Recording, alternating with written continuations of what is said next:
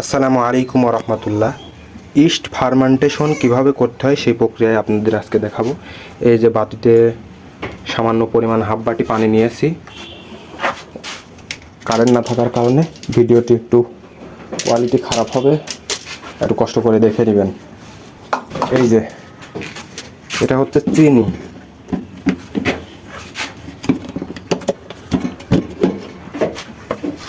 চিনি চিনি কিছুটা, এই যে সামান্য পরিমাণে চিনি দিয়ে দিলাম।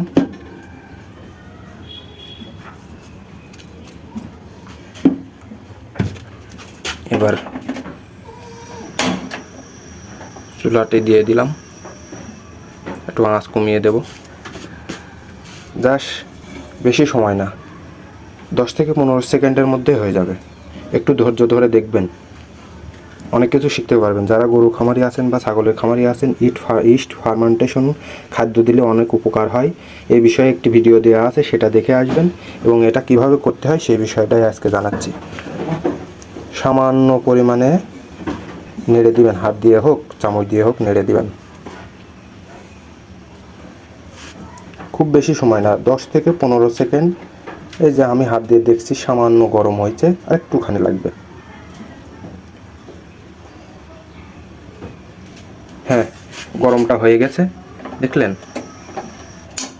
10 থেকে 15 সেকেন্ড লাগলো। পানিটা মোটামুটি গরম হয়েছে, কুসুম গরমও না। কুসুম গরম করলে বেশি হয়ে যাবে, একটু গরম করে নেবেন, কারণ ইস্টকে জাগাতে হলে একটু গরম করে নিতেই হবে। এবার আমি এর মধ্যে একটু ইস্ট দিয়ে দেব।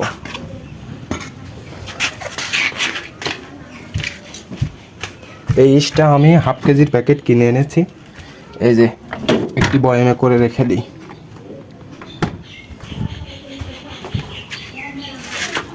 এই যে বয়ামে করে রেখে দিই।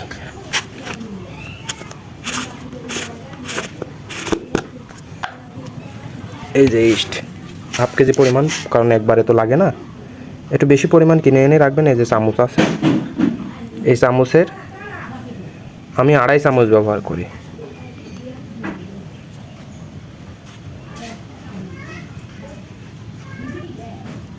এই যে দিয়ে দিলাম। এটা আবার ফ্রিজে রেখে আসবো। এভাবে ইস্ট ব্যবহার করলে ইস্ট দীর্ঘদিন ভালো থাকে। এই যে পানি হালকা গরম আছে, কুসুম গরম একটু বেশি হয়ে যায়, কুসুমের থেকে একটু কম গরম করবেন। এই যে এভাবে রেখে দিবেন গুলিয়ে 1 মিনিট, সর্বোচ্চ 1 মিনিটের মধ্যে এর পরিবর্তন দেখতে পারবেন আপনারা।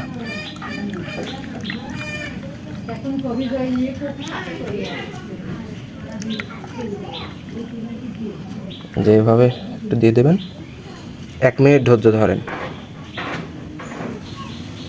এই যে ইস্ট কিন্তু জীবিত হতে শুরু করেছে, এই যে ফেনা ফেনা ভাব, তার মানে ইস্ট জীবিত হতে শুরু করেছে। আর এটা হলে বুঝবেন যে আপনার ইস্টগুলো এখনও ভালো আছে। আর অবশ্যই ইস্টগুলোকে আপনি ফ্রিজে সংরক্ষণ করবেন, এতে দীর্ঘদিন ব্যবহার করতে পারবেন এইভাবে। আর 2-1 মিনিট ধৈর্য ধরুন, দেখতে পাবেন ইস্ট কিন্তু ফুলতে শুরু করেছে। আপনারা দেখে বুঝতে পারছেন কি না? এই যে এইটার দিকে ফলো করেন, এই যা একটু ফাঁকা আছে, একটু পরে দেখবেন যে এটা ঢেকে যাচ্ছে। দেখে বোঝা যাচ্ছে কি না? এই যে ফাঁকা আছে,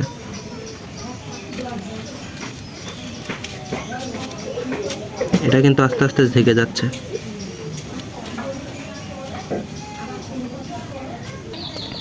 ওইটা কিন্তু ঢেকে গেছে, দেখতে পাচ্ছেন না, আরও উপরে উঠে যাচ্ছে।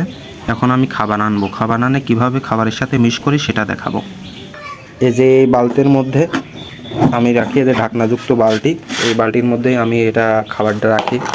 যেহেতু ঢাকনা আছে, এটা ঢাকনা থেকে সুন্দর করে নিয়ে আসতে হয়, ঢেকে দিতে হয়, কারণ এটা এয়ারটাইট হলে সব থেকে ভালো হয়। এই যে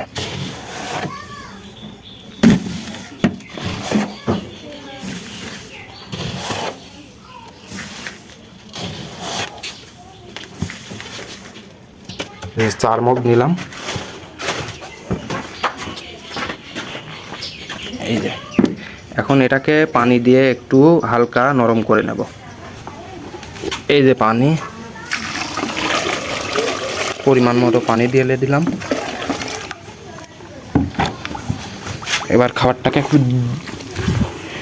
নরম করে নেব, ড্রো তৈরি করে নেব। এই যে বেশি নরম করা যাবে না, হালকা নরম করলাম। আর এদিকে কিন্তু ইস্ট ফুলে বাটি একটু পরে কিন্তু বাটি থেকে আবার পড়ে যাবে। এটা ইস্ট পরিপূর্ণ ইস্ট অ্যাক্টিভ হয়ে গেছে। আর এই যে খাবারটা, এর মধ্যে কি কি আছে সেটা একটা ভিডিওতে বলেছি, দেখে আসতে পারেন। এই যে ইস্ট কিন্তু পরিপূর্ণ ফুলে গেছে। এই যে ইস্ট কিন্তু দিয়ে দিলাম, একটু এক্সট্রা পানি নেব। এই যে সুন্দর, এবার সুন্দর করে এটা মেখে নেব যাতে ইস্টটা পরিপূর্ণ সকল জায়গায় পৌঁছায়।